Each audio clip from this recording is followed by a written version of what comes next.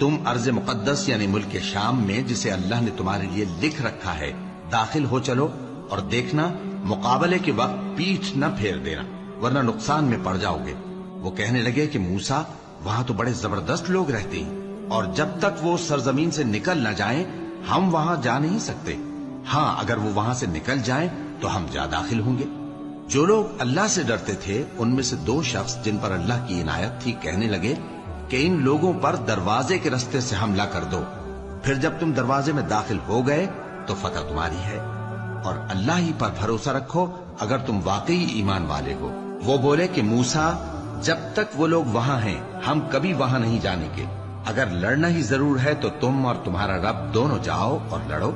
ہم تو یہیں بیٹھے رہیں گے۔